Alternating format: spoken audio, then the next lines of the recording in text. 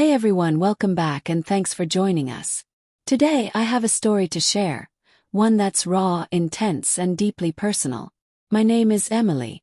While my life wasn't perfect, I'd always told myself it could be worse. For 7 years, I was married to Michael. Most of those years were good, especially at the start. But as time went on, things changed. Michael became more focused on work, his conversations turning into half-hearted remarks about deadlines or superficial pleasantries. He stopped noticing me, how I felt, what I needed. I tried my best to save our marriage. I tried to be patient, loving, and understanding. But loneliness has a way of creeping in, no matter how hard you fight it. Michael had a son from his previous marriage, Jason. When I first met him, he was reserved and polite, keeping his distance. But as time passed, he opened up to me. Unlike his father, Jason listened when I spoke. He was empathetic, thoughtful, and kind. It was something I hadn't realized I was missing until I felt it. One day, Michael left on a 3-day business trip, and I thought I'd have the house to myself. But Jason showed up unexpectedly, back from college for a break. "Dad didn't tell me he'd be away," he said with a smile.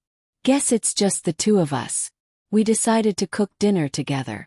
As we chopped vegetables and shared stories, I felt lighter than I had in months. But then I noticed something. His eyes lingering on me just a second too long, a certain warmth in his voice when he spoke. That evening we watched a movie in the living room. The film blurred into the background as we talked about life, dreams, and disappointments. He opened up about his strained relationship with Michael, the emotional distance he felt. "Sometimes I think he cares more about work than people," Jason confessed. His vulnerability struck a chord in me. We were two lonely souls living under the same roof, seeking connection in places we shouldn't. It wasn't long before the dynamic between us shifted. Jason grew bolder, his touches lingering, his words laced with unspoken meaning. One evening he looked into my eyes and said, "Emily, I don't know how to say this, but you're amazing. You make me feel seen in a way no one else ever has." My heart raced. I knew it was wrong, but his words awakened something in me, a hunger for intimacy, for being truly understood. I tried to brush it off, reminding him and myself of the boundaries between us. But the more I pushed him away, the closer he came. And when Michael returned home, his presence only added to the tension. Jason and I stole glances across the dinner table, our emotions veiled but palpable. Michael wasn't blind to the growing distance between us. One night he asked me, "Do you still love me, Emily?" His question cut through me like a knife. I wanted to say yes, to convince both of us that everything was fine. But the truth was, I didn't know anymore. Then came the weekend that unraveled it all. Michael went out of town again, leaving Jason and me alone. That evening, under the porch's soft glow, Jason confessed his feelings outright. "I can't pretend anymore, Emily. I love you." His words shattered the fragile walls I'd built. But before I could respond, the sound of tires crunching gravel startled us. Michael was home early. When he stepped inside and saw Jason and me together, something in his eyes darkened. "What's going on here?" he asked, his tone calm but dangerous.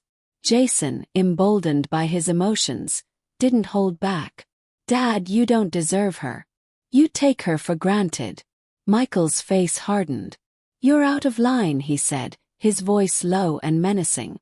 The tension between them exploded into a shouting match. By the end of the night, Michael demanded Jason leave. "Pack your things and get out," he said, his voice final.